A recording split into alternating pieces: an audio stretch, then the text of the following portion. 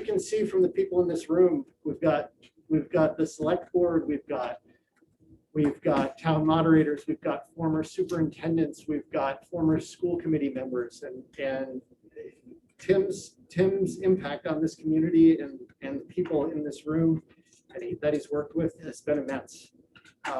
In 18 years that he's been on the school committee, he's worked with 5 superintendents, 3 of which are here tonight.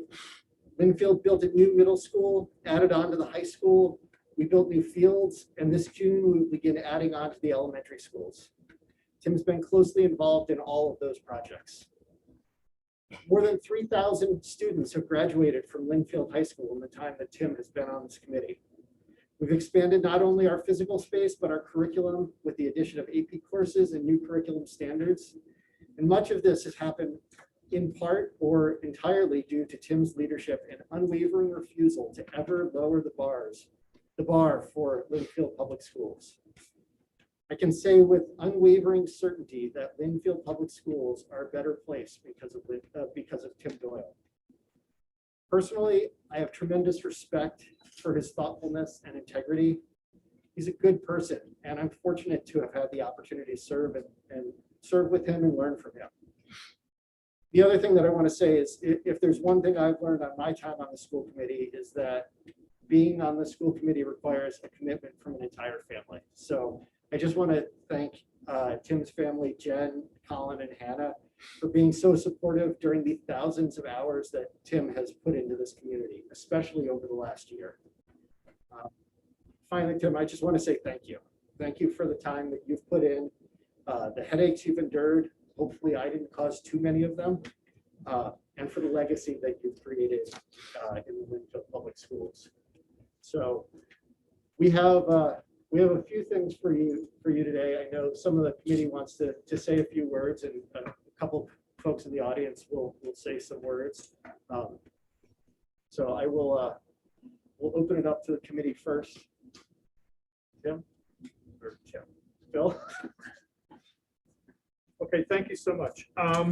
So Tim, it's amazing that it's been 3 short years since the 2 of us were standing outside holding signs on election day in this same place. A very cold election. Very, very, very cold election day. I think my feet have just about thawed out. And I know you're very humble and you hate the spotlight. So I've got about a 12-minute speech for you. I just want to thank you for your service, your insight, your experience, your common sense, your level-headedness, your willingness to be part of a team, to be a team player. What you know about the budget, about negotiations, about the school committee history, about policy, how valuable you were in the superintendent search, and obviously the elementary building expansion. Lynnfield has been lucky to have you on the school committee for nearly 2 decades. And you're going to be missed, and you're a valued colleague and a good friend. So thank you so much.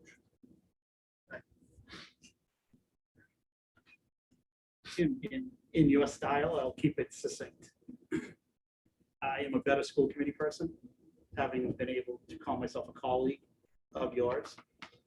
You have given us the insight of the 50,000-foot view and the board that we are, and not the the day-to-day operation oversight that many people think we may be. I spent several hours on the phone trying to convince you to have today be a different day. And in that time, I certainly expressed my feelings of gratitude toward you as a colleague and a fellow school committee member, and more importantly, a friend. So thank you for everything you've done, and this is not a goodbye by any means. I'm sure we will see much more of Tim Doyle around Lynnfield, and I'm grateful for that, and I look forward to it. Thank you. It's been a privilege serving on the school committee with you, Tim.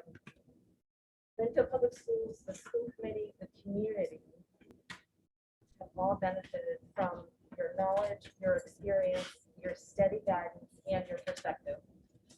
You've been a friend, a mentor, and a source of inspiration to me.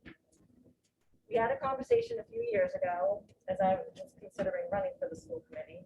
I believe that's only been 2 years. and you said, there may be some challenging times. You did not warn me about serving under the conditions of a pandemic, but that's okay. But more importantly, you also said how rewarding it can and will be. And there was nothing further from the truth. So thank you for that. I will be sitting next to you at the table, there are separate tables. And I'm just very grateful to have served with you. So thank you for everything.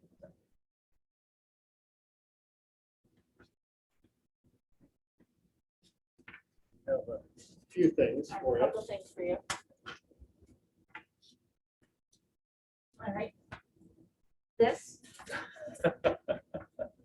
is from the students and staff. Awesome. Awesome. Right up my alley. Yep. And I have a proclamation to read. Be it hereby known to all that the Massachusetts House of Representatives offers its sincerest congratulations to Timothy J. Doyle in recognition of your 18 years of dedication to the Lynnfield Public Schools as a member of the Lynnfield School Committee, 2000 to 2012 to 2015 to 2021. The entire membership extends its very best wishes and expresses the hope for future good fortune and continued success in all endeavors. Given this 8th day of April 2021, Ronald Mariano and Brad.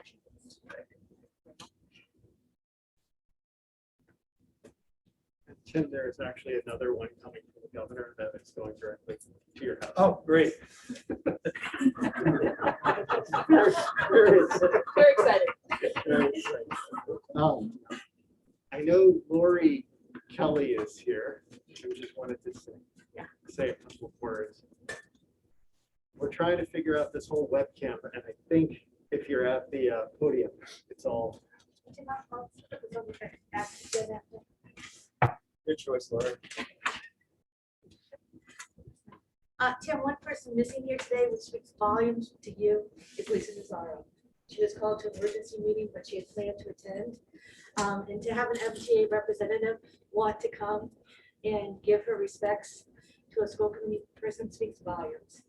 She sincerely regrets not being able to come, but she is happy the emergency is not here. You're not having to deal with it. So Tim, the Lynnfield Teachers Association appreciates so much appreciates the honor to be here. Tim's commitment to educational excellence during this lengthy service as a Lynnfield School Committee member is applauded and commended. From his knowledge of academic and social emotional developmental stages of children from preschool to graduation, long-range budgetary planning, understanding of infrastructure, maintenance, school expansion, his active listening skills, good questioning, and attention to process, not to mention the specific seating placement that we have pull even semi apart, made him an astute negotiator for the betterment of the district.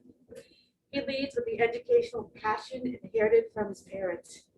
It is not surprising that he fell in love with an educator. His wife, Jennifer, incredible children, Anna and Colin, are also owed a debt of gratitude for their family sacrifice. The LTA hopes a small token of gratitude to recognize both Tim and his family's commitment to educational excellence in Lynnfield. So I'll send it over to Jennifer so you don't have to hear. That sounds great. Thank you so much.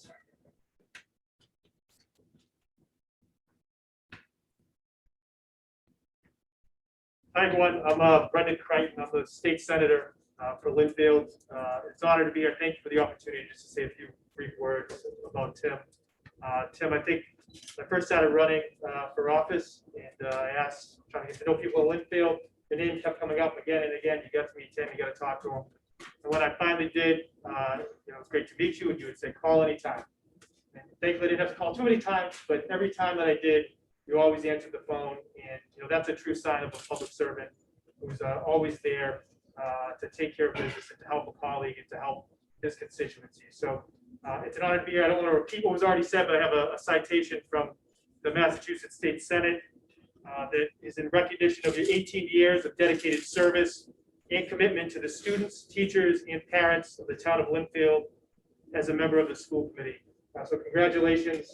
Look forward to continue to work with you in other ways, But congrats, it's such a great career. Thank you. I appreciate it. Thank you very much. very much. And now I will just open it up if anyone else wants to speak. No one should feel like they have to, but.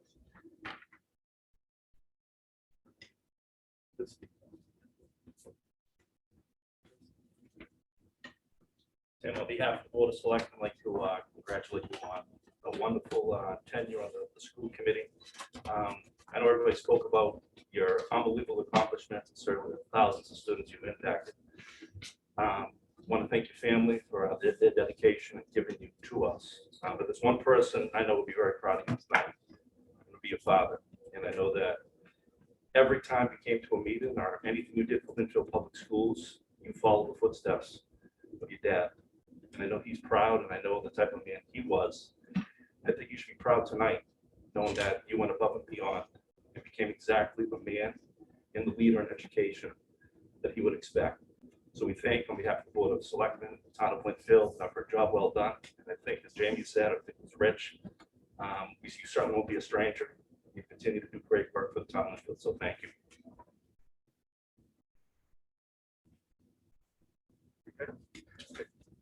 So I just want to thank everybody for coming. If I had my druthers, I would have done the Irish departure. Snuck out the back door and called it a career. But unfortunately, people had other plans. So I'm going to try to keep this as concise as possible. I have a ton of people to thank, but try to group everybody into groups and get this done quickly. Anybody that recalls Brian Beavis, he would have thanked everybody, and we had to cut him off, before the end of the meeting.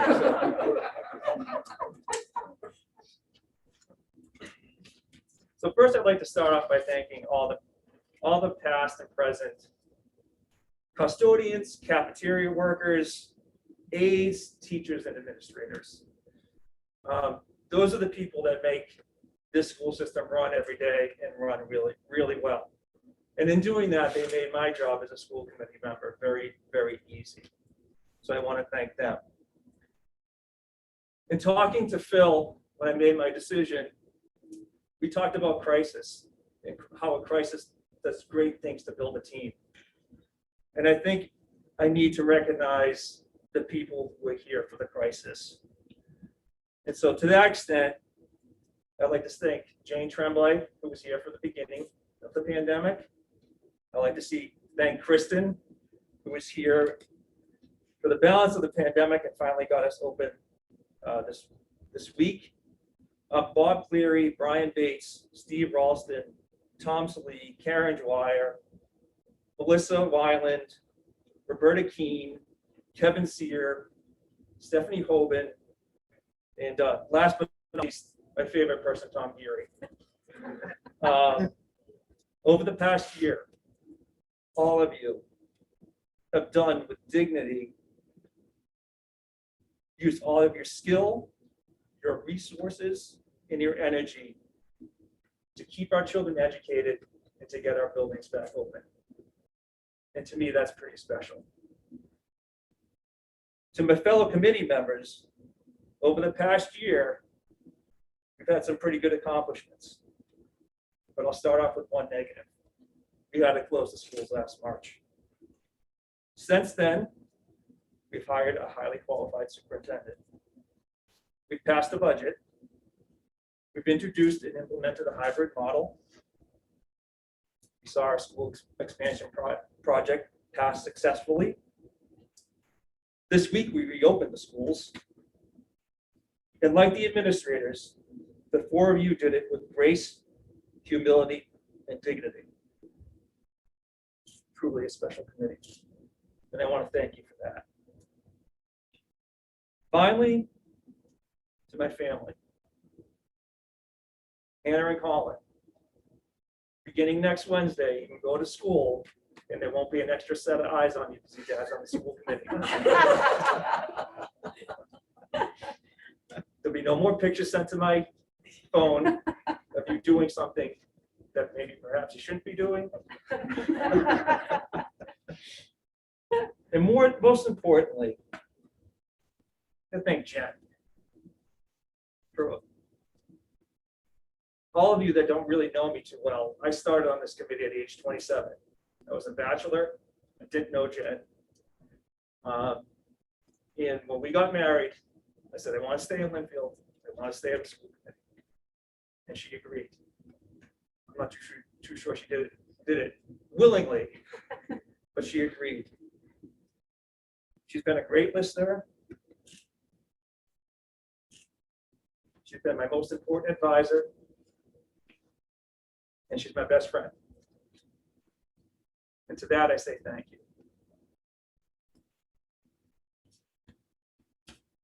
Being on the school committee has been a challenge, but it's been fun.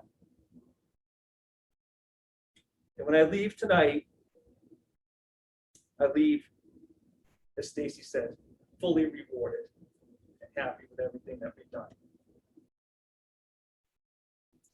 Once again, thank you for coming tonight. Thank you for all your support over the past 18 years. I truly appreciate it. It's a great district, and I know great things will continue to come forward as we begin to re-entry into normalcy. So thank you.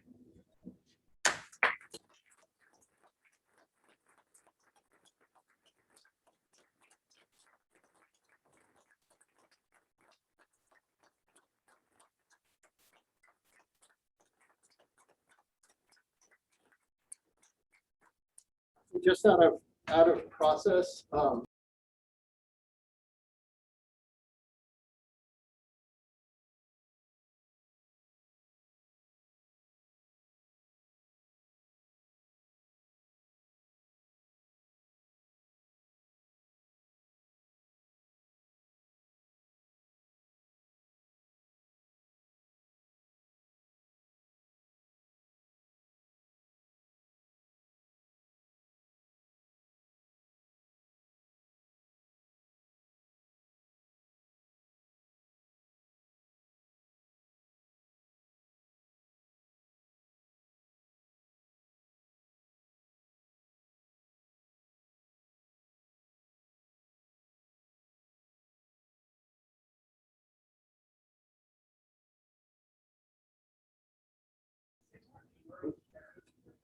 so in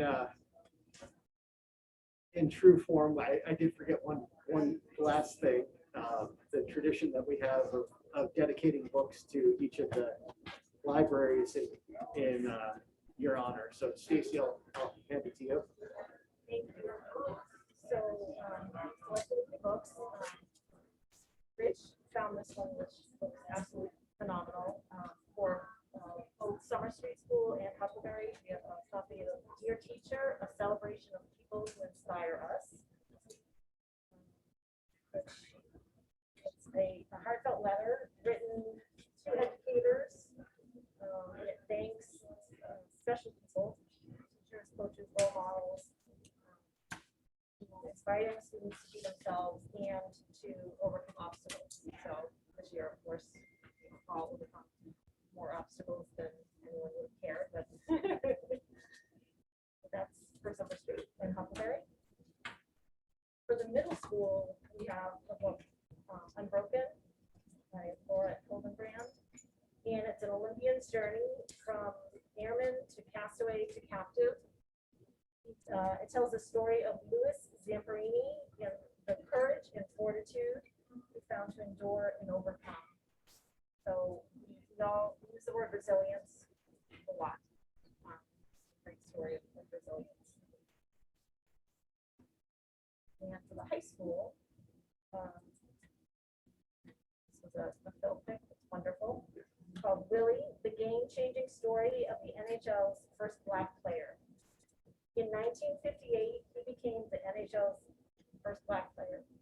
He overcame obstacles and played hundreds of games as a professional and scored hundreds of goals. He then became an NHL executive where he helped the NHL diversity program expose thousands of boys and girls of diverse backgrounds to hockey. And again, the word that comes to mind with this book is perseverance. So I think with all three of these, the talk and the characteristics that we try to talk to our students and our teachers and our families about. So in your honor, those will be in each of the libraries. You know who Willie O.B. played for? Bruins. Thought I was gonna get it. Isn't it on the cover? It's on the cover. Stacy, I thought I'd get it. There's a big B on the cover. I know. For the jersey. And then this is a book for you. Oh, which thank I hope you don't have. It's in your newfound spare time. It's a large book, but of JFK. Yeah. So, Thank you. yeah, Yeah. so we'll give you the ticket. Thank you. Thank you. Thank you. Appreciate it all, guys. Thank you. Thank you, Tim. All right, with that, let's dive into the agenda. We've got a couple of minutes that we need approval on. Can I get a motion? Move to approve the March 23rd, 2021 regular meeting minutes. Second. And all in favor?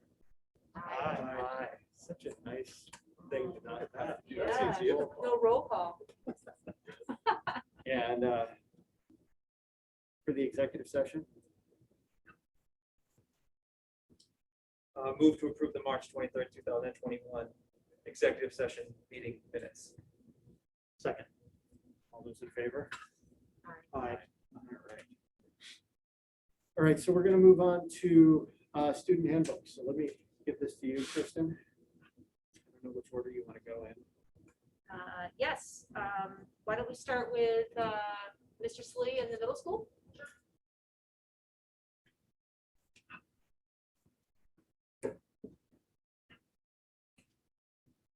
Good evening, everybody. Nice to see you all in person tonight. For the middle school this year, we don't have any significant changes to our handbook. We're going to be updating dates and personnel, and we will be updating the district acceptable use policy once that's adopted by the entire district. So really, no other changes. Questions? No, I mean, I think we don't know what next year is going to bring, so. Exactly. Why not? Yeah. Why And change? we haven't had a normal year, so we're not going to change much based on what's happened this year. So. Yep. All right. Thank you. That Thank was- you. Thank you. That was quick. High school going to be as quick. Yes. Mr. Bates, high school? Everybody, nice to see you as well. Very similar to the middle school, the high school has no significant changes to the student handbook for next school year, except for the updated acceptable use policy, as well as the dates and anything faculty that they could be doing. Any questions? I guess I'd have one comment. I was going to wait till the end, but I would say that we will also maintain all of the COVID policies and mitigations that we put in place in going into the new school year unless guidance change and Correct. changes, but all those will remain in place. And Correct. Yes. we will. Yep. Thank you, Mr. Bates. No, honestly, I was just going to say, all of the administrators and building principals, because as my colleagues joked, I did actually read through the majority of them. There's a lot of really good and technical information in all of these handbooks, and it's a guide to the policies and the guidelines that students and families and teachers follow. And so I just want to thank you, because I know that there's a lot in these documents. So thank you for that.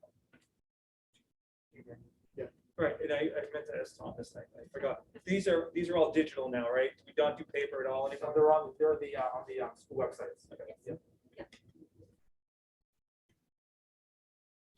Thank you, guys. And I would just remind everyone, the policy committee will meet over the summer, and any changes to policies that are district-wide will go into necessary. They'll get updated. Hi, good evening. Just like the middle school and the high school, we have significant changes. The only changes that will be made are the personnel, the start times, with important dates. We do have a change in the specialized curriculum and student services. We just wanted to more accurately reflect how many times a week those classes meet. Any questions? One thing that I do think we need to think about for the elementary schools, just going into next year, is if we need to put some policies or temporary policies in place, and specifically in the handbook around construction. Because those schools are going to be, I know we're going to do our best to minimize the impact on students, but it's not going to take away from the fact that we're going to have construction crews there. The playgrounds will be disrupted, all for good. But I just think as we go into next year, we should add something temporary for the elementary schools.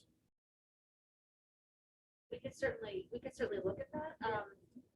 I'm just thinking back to my time in a building project. I don't recall that we did that to our handbook, but it doesn't mean we couldn't. I would have to just think about what that might, what that might be. So, And I don't know if it's Yeah. handbook or just a separate policy, but I think we do need yeah, very, very clear guidelines, especially with such young around kids. construction times and all that. Could it stuff, just be like an addendum to the handbook? It can be an Could be. addendum, it can be a Yeah. policy. Yeah, I think in the past, you just changed your building rules, is my recollection. Your building rules in terms of drop off, pick up, yes, things of that nature. yeah. Okay, so I think you're gonna have traffic flow issues. Right, I think that would be the change, yeah. that's how you dealt with it in the past. Doesn't mean you have to do it that way anymore, but. Yes. Yeah, so I think you kind of run it building to building, because they're not gonna have, most of them have different traffic patterns. Yeah. and stuff like that. Yeah. So whatever you decide. I won't be here. You're saying it's not your problem. Not my problem. Let's put on the agenda before the end of the school year, just in time to have you guys back in. We can kind of talk through this and make sure we're rock solid going into the summer, and there are no questions around construction. And all four, Tom mentioned this, but all four handbooks will have the new acceptable use policy in it, as well as certainly the middle and the high school will have the one-to-one device policy as well. We'll be in it. So is that a decision that's been made? The The one-to-one, one-to-one at middle and high school? yes, it's gonna be, we're gonna do It's gonna 5 to 12, yes. Yep. Yeah, and Stephanie will present both those policies next. Any other questions for elementary schools? Thank you guys very much. Yes, Thank thank you. All right, now for the aforementioned acceptable use policy and one-to-one device policy. Yes, And just a little background as Stephanie comes up. We've obviously invested and had to invest heavily, and some of it was through district money and some of it was through CARES Act money to equip our students with Chromebooks this year. It's allowed us to survive in the hybrid model. I know a lot of teachers are continuing to use it. We've talked about the fact that not everything that we've learned and that has come out of COVID is necessarily bad. We're going to try to take advantage of some of the technology that we have. And that includes, with that technology, also comes the responsibility to make sure kids are using it in an acceptable fashion. So I'll hand it to you, Stephanie. Thank you. Thanks, everybody. So the biggest change for the acceptable use policy is the language. We've moved away from the lawyer speak that I think prevented students from really owning the guidelines. And we've also moved away from the relatively punitive language of I forbid, you cannot, to more responsible use policy. What we're hoping to achieve with this is that these rules, guidelines, also become just inculcated in the kids, understanding this device that's in their hands, and further than understanding that this device in their hands, that's a Chromebook, is the same one on their phone, and hopefully being more safe with those devices.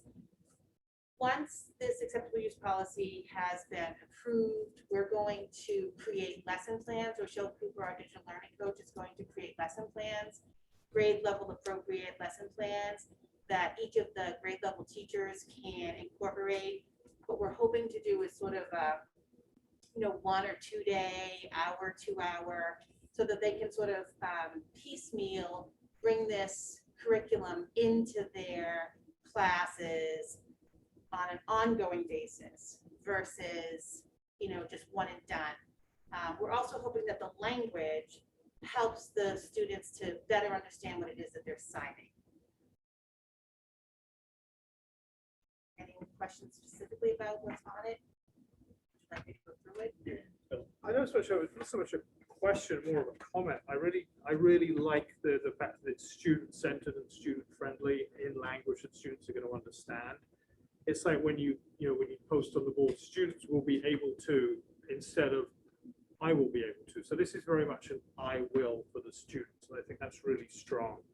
And the fact that it's really promoting this concept of digital citizenship and the importance of being kind to others online, and particularly the idea of a good digital presence. Because if students don't have a good digital presence, this is something which will haunt them for the rest of their lives. And I think that's something which is important to emphasize. So I think it's really good that this has been flipped from being that kind of punitive list of thou shalt not to this really kid-friendly, easy to understand. So I commend you for doing that. Thank you. Thank you. And thank you for bringing up the digital citizenship piece. Yes, we've definitely tried to incorporate that into this. Digital citizenship is notoriously very difficult to bring into regular curriculum, and yet everyone says how important it is. So we're hoping that by bringing it as part of the acceptable use policy, students, parents, teachers will have a better grip on what it is to be a good digital citizen and how important it is.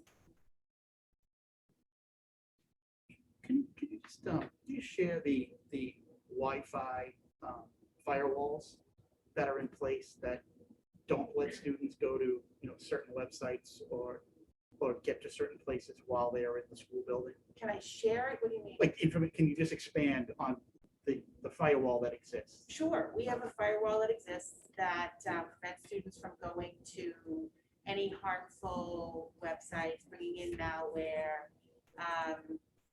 We have also put in place the BARC web filter that prevents kids from going to any social media, games. It's a bit of a whack-a-mole when you start doing the web filter like that. But given that the students have been on their devices for so long, we felt it was really important to give them a fighting chance to gain attention by stopping the game, stopping as many social media as we can. We are actually investing in a web filter that will go home on the student devices as well, and that will put in place over the summer.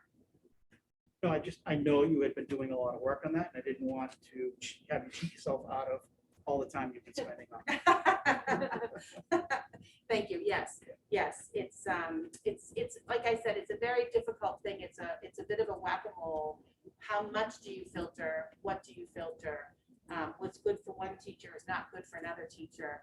So we have been spending a lot of time in getting it just right. And I think the web filter that we're going to put on this summer will really help us get a granular control of that, and also better understand what everyone is actually doing on their devices on a really granular level. So thank you. So there's like a level of flexibility built into that. So for example, if something is blocked and a teacher wants to go to like the history channel and it's blocked for some whatever reason, they can just request that gets opened up. Right, and what's good for high school, it might not be good Exactly, for fifth grader, and so we can block at that level. The current web filter we have is kind of an all or nothing gambit, so we're hoping to get a more nuanced filter in place. That's great. Yeah. In terms of process and the actual physical Chromebooks, so for students, this year graduating seniors, they'll turn them in, I assume, and then I think to it, one of the documents said that fifth graders as well, or I think for fifth grade. So, but for next year, any student who say they've been using their own device. So for middle school has requested that the student students only use their school issued device. This really helps us with the web filter at this point. We're hoping that if the web filter, it's just when the kids bring in their own devices, it creates a host of problems. They're on a different network than they are on the school issued devices. They're on the LPS Wi-Fi open network. It's much easier to control the Chromebooks than it is, say, somebody bringing in their MacBook Air. And so I think that with the middle school has more attention issues and they're worried about that more, that's what they've requested. Whereas the high school, I think more kids are familiar, they're comfortable with their own devices. And so the high school would prefer the kids to be able to keep their own devices if they want to. So if right now, grades 5 through 12 will all have one-to-one devices if they like it. And the middle school has requested that the students only use school issued devices in school. So that, Of course, again, we say these rules, but if there's a special circumstance, we're certainly always willing to listen to special circumstances. so that's a significant change Yes. over where we've been. Yeah. We've always been one-to-one at the high school level, but now to bring that back, some good things again come out of the pandemic, to roll that back to the middle school level is incredible. So thank you. Correct, yes. And we'll be able to have more, obviously, more devices in the elementary as well. So I think it's going to be good for people who, we're really hoping that, as you said, we could turn this pandemic into a little bit of gold nuggets and have more people be more comfortable teaching with this technology. So you mentioned the elementary level, in the past, they had the Chromebooks on the cards. Which they will still have. Still will continue to have them. Yeah, we'll just have more of them because of the amount of Chromebooks we bought. And we also, though, we have a significant number of Chromebooks that have expired, meaning they can't be updated their version anymore. So they'll still be functional. I think Phil probably has one of them. They can't be used for the MCAS. They can't be used for other types of things, but they're still functional, as Phil is showing us. They're a bit slow. So we'll also have those for loaners, if someone forgets their Chromebook. And I think when we move into the one-to-one device guidelines, I can talk more about that as well. Stephanie, sorry, go ahead. Is there, so with the high school kids bringing in their own devices, is there any kind of security risk, kind of the system as a whole with that, or is that kind of looked at? So we have separated that open network from our other school networks. So there shouldn't be a security risk for that, no. Kristen or Stephanie or maybe even Rich or Stacy as the policy committee, can you just clarify, looking at this, this is not intended to replace the school committee policy on acceptable use? No. JICAB. Correct. So this is going to be in addition, and are these Yes. going to be back in there? Correct. Yes, so that will live with all the other school committee policies that are in the handbook. Yep. Right, and this will also be in the handbook. So I just, the one thing, the reason I ask is the one thing that I do like the more kid-friendly language in what we have. Yep. I think it's much easier for a student, all students to understand. I do, the two things I don't think it addresses, and which is addressed in our school committee policy. One is the monitored use. So just understanding that everything that you're doing on a school device is monitored. I think it's on the end. That's of the last- covered. I think it is covered. There It's is a covered. sentence on there that says that. Students should assume that all their data and communication is accessible to administrators. Yeah. Correct. Yeah. Okay. But if you want me to wordsmith it more. Do I we can think do that's, that. let me ask the committee, is that enough? Do we feel that that's enough? I don't want to scare people, but I also don't So want I would say also at the middle and the high school level, students know that teachers know when they're working on their work. They know that if they pass something in at 8 p.m. or midnight, they know the teacher knows that. So they're familiar. This isn't a new concept. And I think more to your point, and I think I was trying to capture that essence without it being like monitor, as if like I'm sitting in a control room, like looking at a new thing. Yeah. Right. You know, I can always at any point change a kid's password in the high school and go in and see what they've done on their device. I have all the passwords, we make them for K-8, so I can always go in and do that. Plus the Clever and the Bark filter allow me to see on a really granular level what every single kid is doing on their, again, their school issued device and in Chrome. So that's another reason why we want it to be a school issued device on the middle school. But again, I can wordsmith it, but I was trying to take the promise of that and not make it seem so big brotherish. No, and that's fine. I just want to make sure everyone here is comfortable with that as the language. The other piece and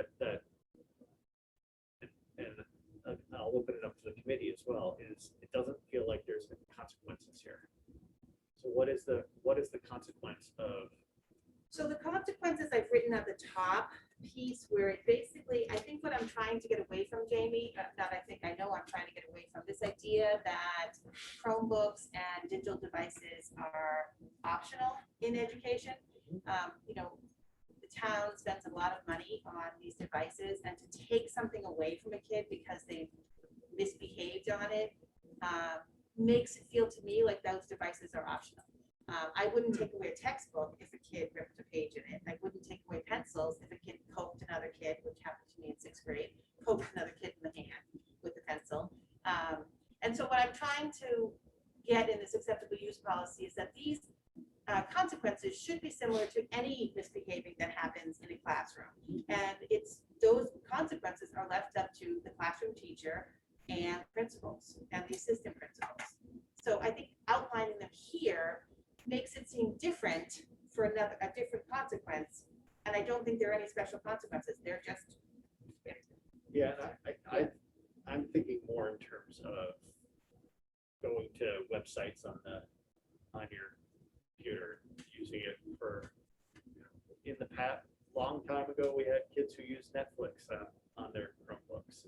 And we block that. Using it for personal use and all of that, so. Yeah, I think we're just way ahead of those issues. Yes. With the new work she's been doing for the team. And I'm sorry. Yeah. No, you're fine. It's just funny to actually be in person. Yeah, there are some, there are consequences here. If a device is damaged excessively, the student's parent guardian is responsible for paying the damage fee. I think you're looking at the one-to-one device guidelines. Yeah. We're talking about the Oh, acceptable okay. use. Yeah. But yes. But I do know about, not using VPN, not going around. The biggest thing is to make it really kind of all encompassing. And we know kids are using VPNs. We know kids are trying to go around the filter. And again, it's really hard. You can do whack-a-mole to try and block all those things, but as fast as you block it, some guy in Russia is sending something else out. So it's better to say, this is wrong. You're trying to go around my filter in any way, it's wrong, and there'll be consequences if we can learn that you're doing it. And those consequences really should be up to, Brian Bates, Bob Cleary, if it's in the high school, just like there's the other consequences. Yes. It goes to what's in the handbooks. Correct. The code of conduct. Exactly. Correct. No, I was looking at the same thing Jamie was looking at. I actually like the flexibility of just leaving the punishment. Like, that's what they decided, leave the punishment, right? Right. So I was looking for the exact same thing you were, and then I went back up and started reading it some more, and I'm more partial to the flexibility. In fact, like the whole way you did this is 10 times better. Oh, thank you. Right. Thank So you. even from an attorney, I know you're putting us down. But, There's a place for lawyers. yeah, speak. there is. There is. But making it kid friendly, like you could almost take this, right? And maybe take the 4 bullet points and laminate it and throw it up in the classroom. Yep. Right? So Yep. it just seems to make a lot of sense, really practical way to do it. Yep. Thank you. I think, yeah. Thanks. Any other questions or comments? Before we move on to one-off. So I would just say, the copy I have says draft. Yeah. on it. When it becomes final, just share that. if you would. Sure. Thank you. Right. Yeah. All right. 1-to-1. My computer just died, so I'm gonna wait. I was so focused on this computer. We have a great head of technology. Do you want to borrow mine? No, I'm good. I'm all right. I'll ask you if I need it. I wrote the thing, so I should be good. You should be. So the one-to-one device guidelines, so again, we're updating what we had in the past. The past was an amalgam of the iPads when those were first come in as our first one-to-one device, and the Chromebooks. And I just felt, given that we are moving towards an entire school now, other school being one-to-one, we needed to really update those guidelines. They're pretty basic as far as, we're trying to figure out, who pays for what's, if it's broken, how does that work? When we purchased this last round of Chromebooks, we got 4-year Stay Mobile warranties. So the devices are warranted for 4 years, so that should, do us well. So the biggest piece for me is what to do if the kids don't have their device, what to do if the kids don't have their chargers, brings an uncharged. And being the high school, being the only one-to-one in the past, they were able to have a cart of loaners. Everybody got one if they needed one. It's not really practical to do that for 2 schools. We simply don't have the number of devices. And what we also learned is that the kids would take the loaner and then not come back for the original one. So it kind of was difficult to do our inventory in that way. So what we're hoping to do with these guidelines is to really create a very streamlined system for maintaining the devices. What happens when you don't have a device? What happens if a device breaks? That was the goal of this one-to-one device guidelines. Questions from the committee? Does damaged excessively mean it can't be fixed? Yeah. Right. Like if you So threw it in it the would be pool, the parents would pay through to the replace. pool, and we can tell you threw it in the pool, then that we would consider that damage excessively. Right. Do we If you know threw what it the down the cost? second, what? Do we know what the replacement cost would be? Well, if it's see, that's where we had a little trickiness as far as parity goes, because the new devices that we just purchased over the summer have a 4-year warranty. Some of the other devices, like Phil's, is out of warranty. So do we have someone replace, if they break Phil's, do they have to pay a replacement cost? Have we got our use out of that? So I think what we have decided to do is to have, I know we went back and forth on it now, I can't remember. I think we decided to have a no fee at all if you break it. But if it's excessive damage, then we're going to decide based on the age of your Chromebook. So if you throw your Chromebook in the water and it's a brand new computer, then we would have to decide that. So we tried not to have it be so specific because sometimes people are getting Chromebooks that aren't brand new. Does that make sense?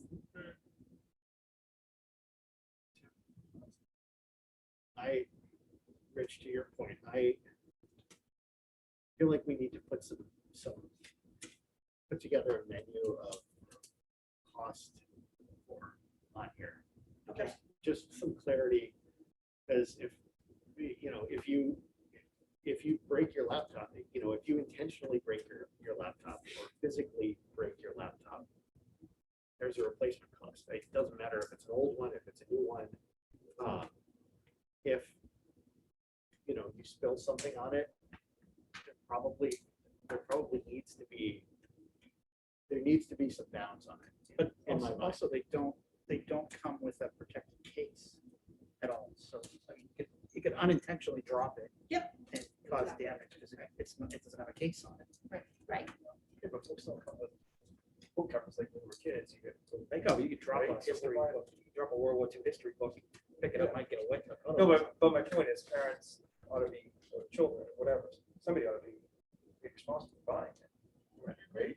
We require them to protect their books.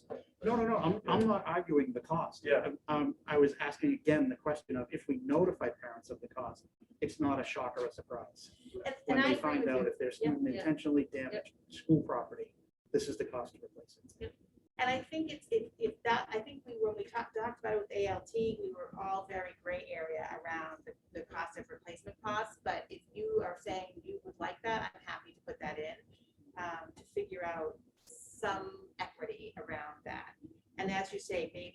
$100 replacement cost. If it's for, see, that's where it gets tricky. You want a menu, so something like, if it's brand new, it's gonna be sort of real market value. Like I totaled my 20-year-old car, no big whoop. I totaled my 2020 car, big whoop.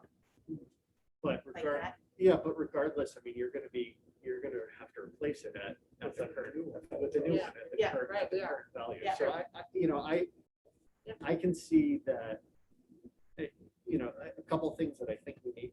I think we need, one is we need to be very clear that protective cases are the responsibility of parents or families. It's not something that comes with the Chromebook.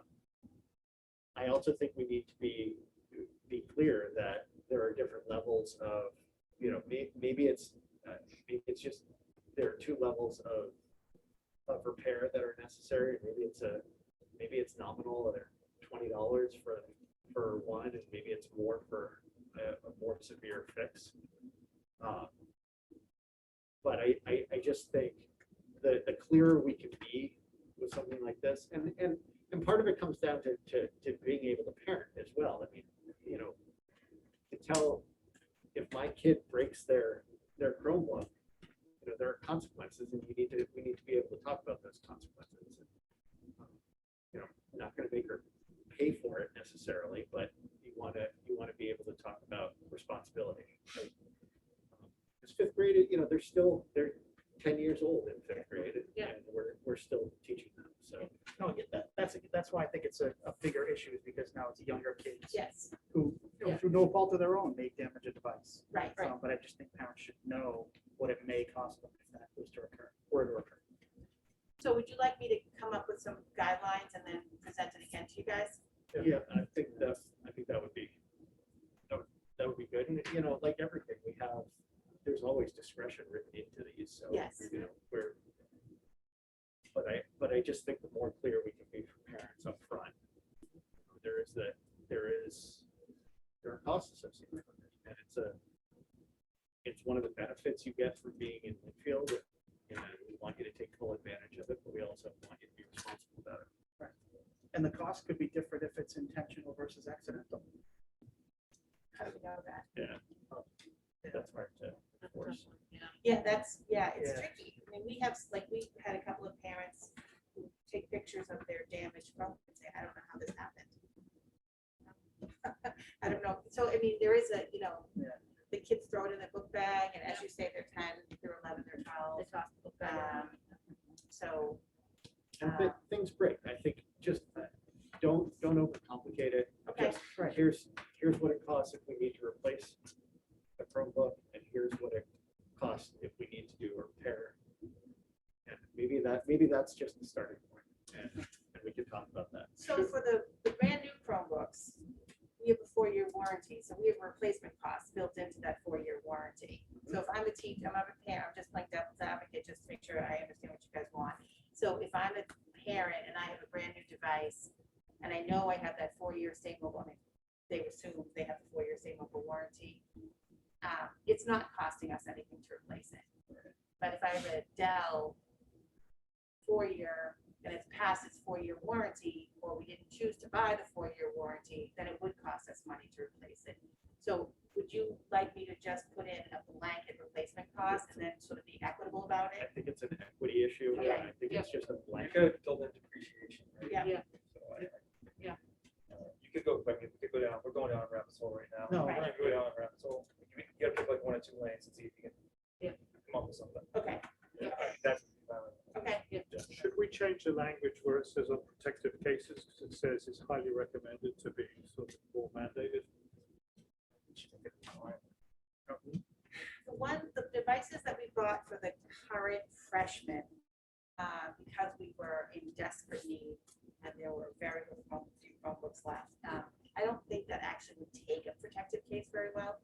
So that would be one thing we would have to just say they don't have to do a protective case, but pretty much all the other ones could have a protective case. What were you gonna say, Jim?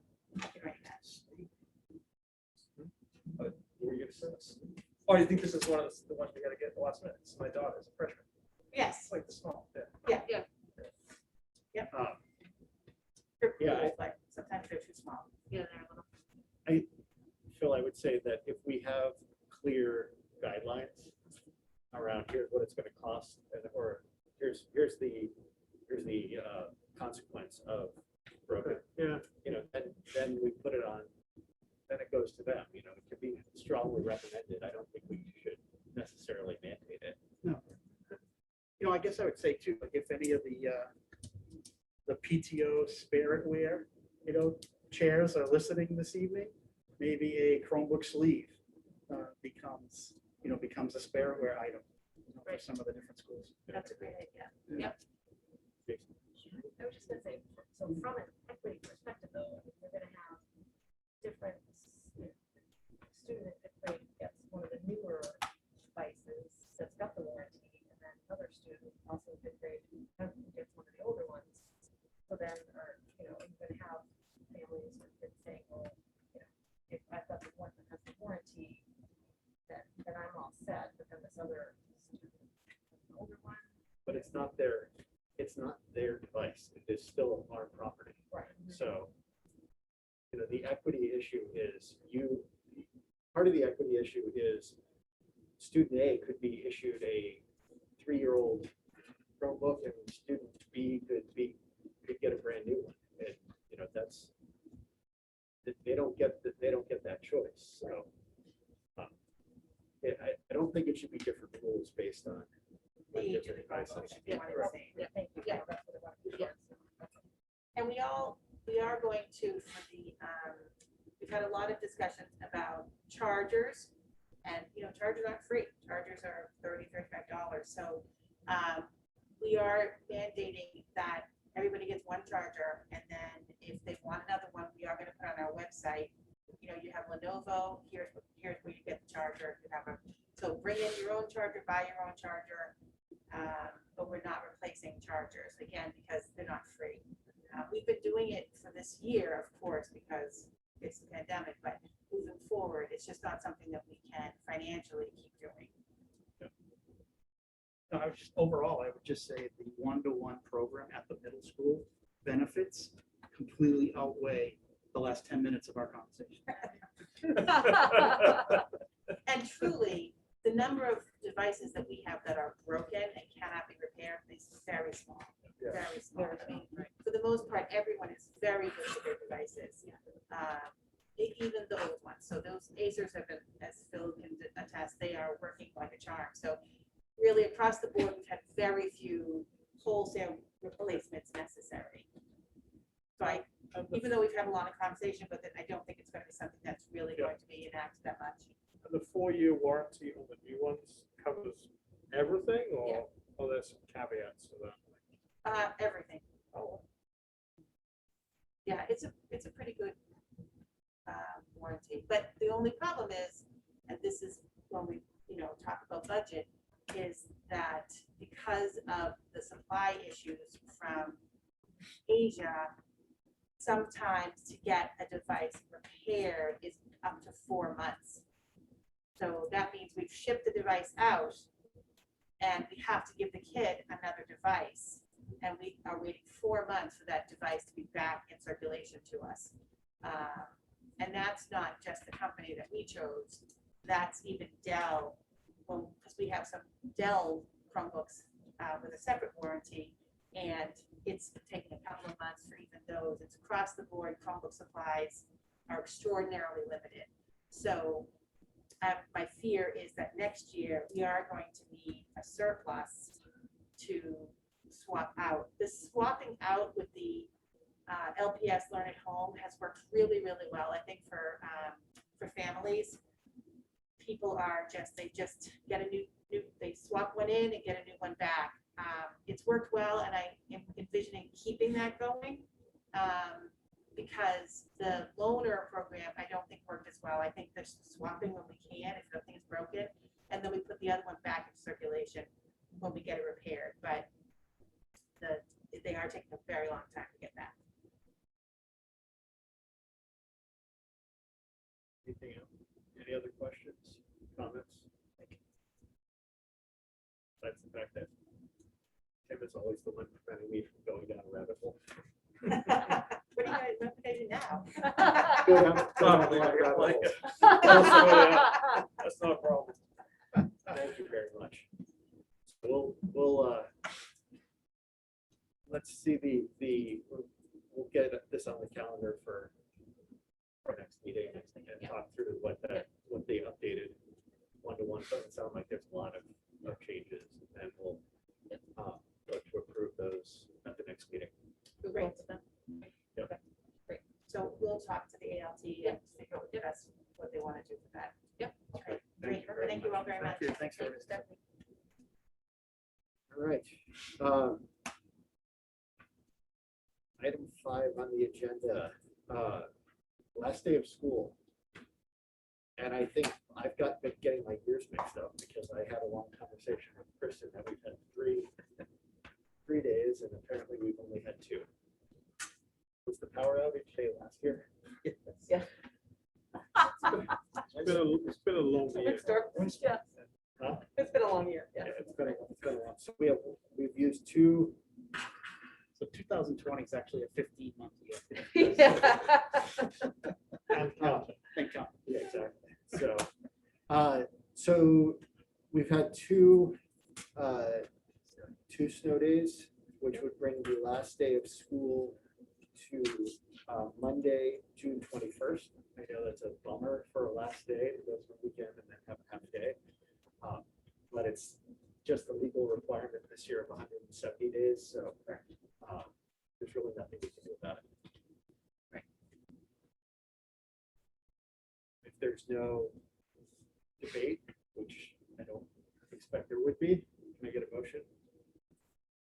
Move to approve Monday, June 21st, 2021 as last day of the 2021 school year. Second. All in favor? Aye. Superintendent's update. All right.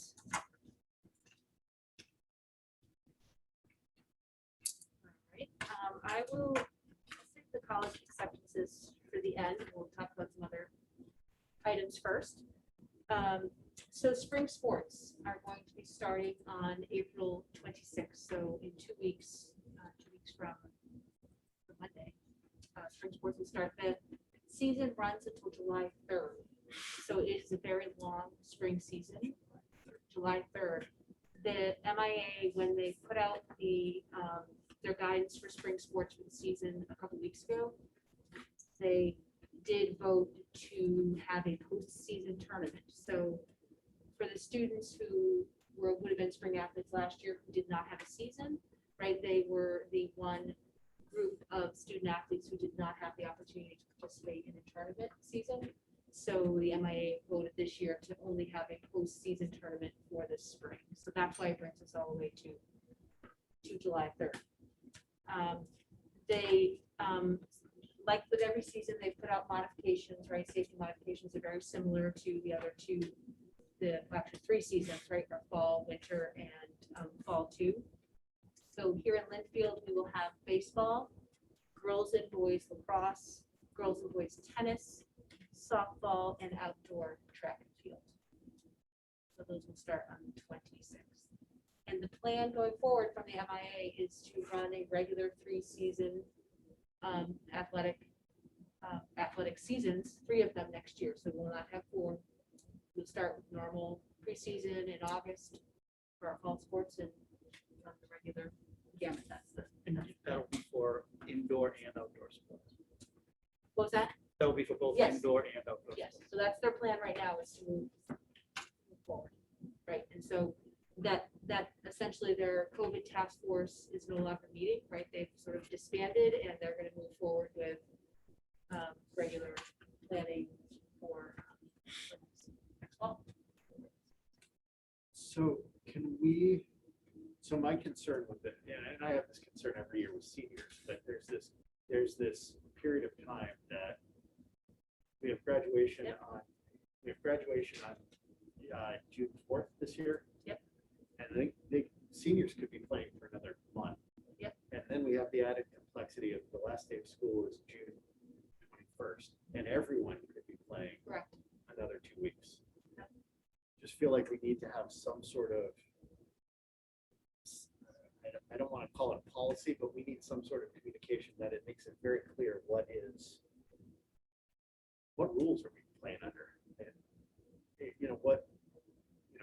if students miss school, they don't get to go to practices.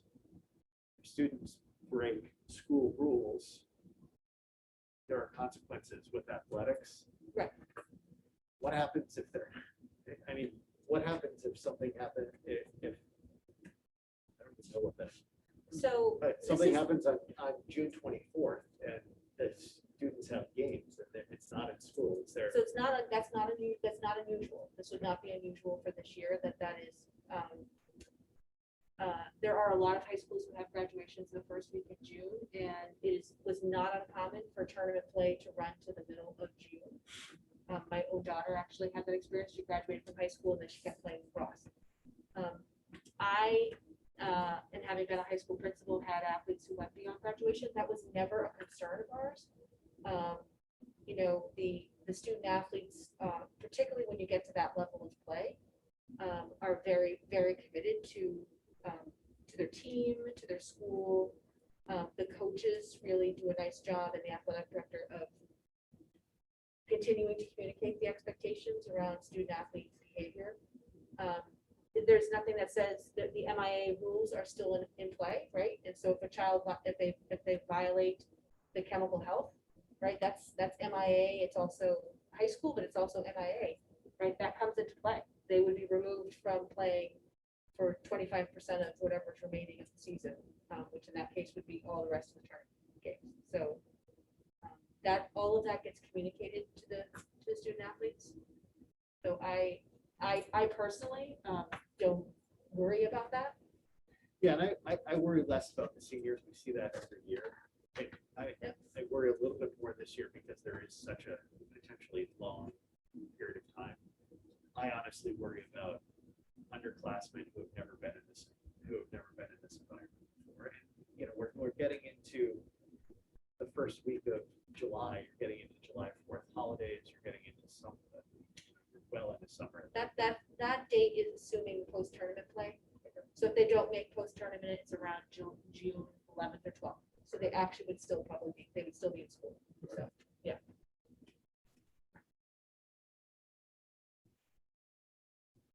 That's all.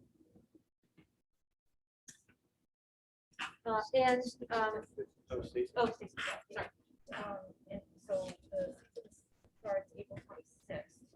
Will there be tryouts prior to completion or? No, it starts, the trials start that day. That's the day. Yeah, that's the day. Yep, correct. Yep. So there's actually only a few more weeks left in the fall 2 season. Okay. So there's, there won't be any overlap. There's no overlap. Correct. Yeah. Obviously, we're all back, right? So we almost for 5 full days of full in-person school, which is been very exciting. I can't tell you the level of joy that is in the buildings when you walk in.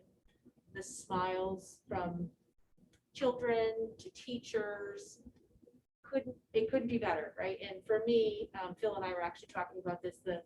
One of the best things about being an educator and being a teacher, being in the schools, is the noise, the joy of learning, and that has been missing from our buildings for a year, and it is back. It's kids running around outside, kids in the hallway, in the lunchroom, talking to each other, catching up, getting to know each other, meeting their new friends. It's all so very exciting. So I just want to say that we could not have done this without the support of the emergency management team, of the administrative leadership team, and certainly the Lynnfield Teachers Association, right? So the level of work and collaboration that went into making this happen was just phenomenal, right? And we have been doing that all year, right, to get to this point. So I do want to thank all of those groups for all of their help to make this happen. Right? I also want to make sure I thank the 4 PTOs. They have done an incredible job for the last month, showering our teachers with gifts from ice cream trucks to cupcakes, to treat bags, to lunches, to breakfasts, you name it. I don't know where they came up with these ideas, special pretzels, it was amazing. Every time I turned around, there was another wonderful idea of a treat for the teachers. So it really meant so much to the teachers. It made them feel so special, so celebrated, and it really, it was building up to this week coming. So it was really excellent, and I really want to thank them all. I know there were a lot of elves working in the background to make all of this happen for the teachers, and I really want to thank everybody for doing that. It was really wonderful. Let's see. Oh, we started this week a late bus for our Boston students. So it started on Monday. So we are offering a late bus for our students who live in Boston so that they can participate in athletics and in clubs. So for our middle and high school students, speaking with Curtis, it's been a big success. We have students who are taking it, and there will be. We anticipate that with the spring season, we have a few more high school students who play spring sports, so we'll have more high school students availing themselves of that. So that's very exciting. So with all the excitement, right, there's coming back, and there certainly are some adjustments to be that, a lot of social adjustments that we are noticing. And we expected that. We anticipated that there would be transitions, that there would be some bumps in the road, right? We have to remember that our students have been not with each other in large groups in school settings for over a year. And for some of our students, so for example, our 5th graders who came from 2 different schools, from 4th grade into a middle school, this is their first time this week being together. So there are getting to know you, right, meeting each other, and sometimes there are bumps with that, right? One thing that we laughed about that we didn't anticipate was that we might actually have kids who didn't remember how to play Foursquare. So they went out to recess, and there was a Foursquare, and they all stared at each other because they didn't remember how to play Foursquare. So we didn't plan for that. So we had to backtrack, and oh wait, we have to teach how to play Foursquare again. So just a reminder of how long it's been, right, that they have been away. But we will continue to, support our students and as we make these social transitions. They're important ones. They're big ones, and they're going to be harder for some students and easier for others. So we will work through that. I also would oh yes, Stacey, So on that note, and obviously we're only 4 days in, but I'm just interested in understanding have the adjustment counselors, the building principals, like what have we seen? Like, are we kind of data or numbers in terms of behavioral issues, or not even just behavioral, but like society, right? I don't know that anything's coming. I think the biggest that we have noticed just in these 4 days have been just some little bit of conflicts that have arisen between children. Around the social issues that are very normal for whether it's elementary or even in middle school. There's obviously less of that in high school, but at high school there may be there are some social issues less in terms of conflict, but more around anticipation, I would say, in terms of having the entire high school back, right? And as we may all remember from high school, right? You're a 9th grader, and then there are the 12th graders, and they're all in, and how do I fit in as a 9th grader in all of this, right? So there was a little bit of anxiety and apprehension around what that's going to be like, right? That's very normal. That usually happens in September. It's just now happening in April, right? So, but we anticipated that, right? So the counselors and school adjustment counselors were having conversations with students before everyone came back, right, in preparation for that. So they have been busy. I was talking yesterday one of the elementaries with school adjustment counselor. She's been busy.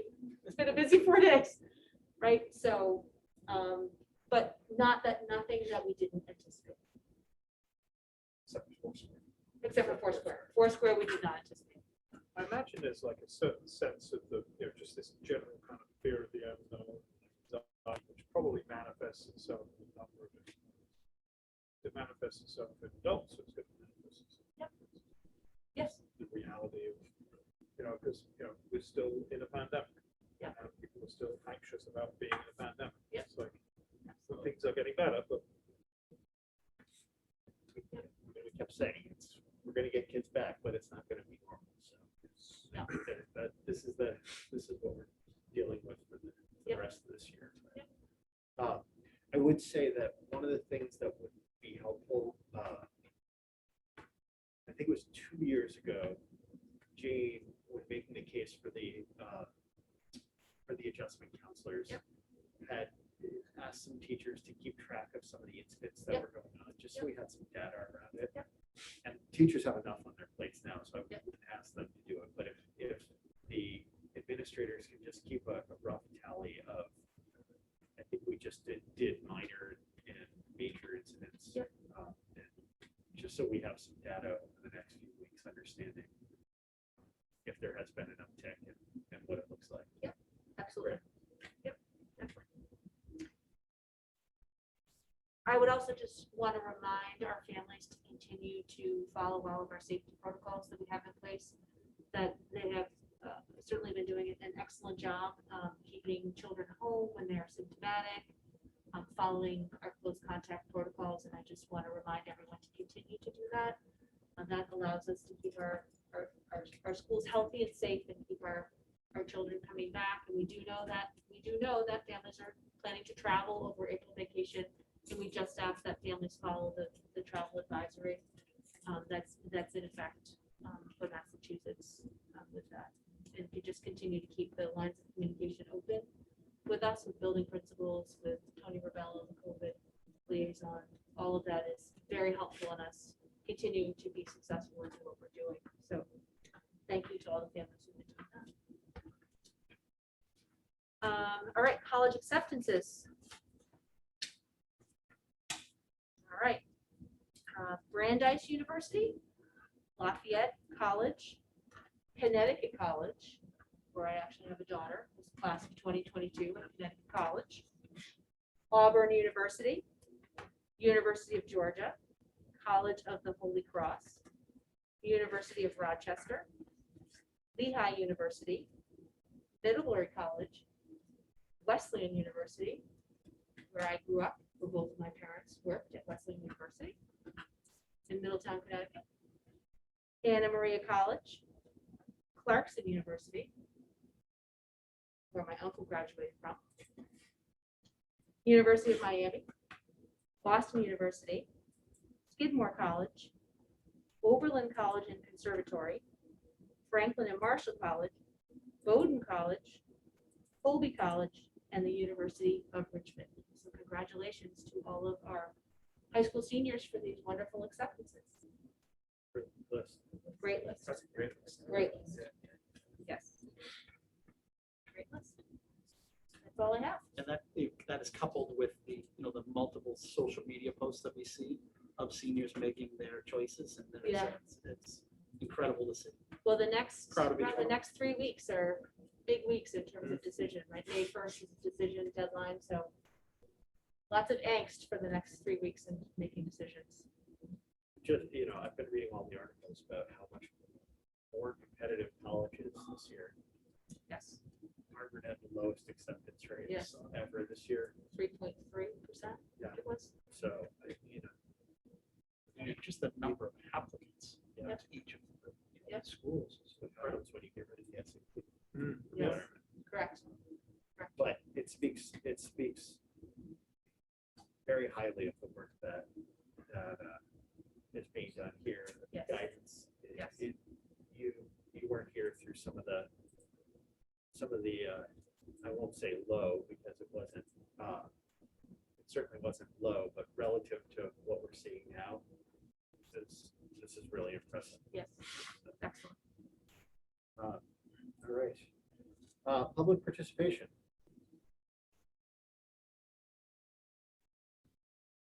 Seeing none, we are going to adjourn to executive session.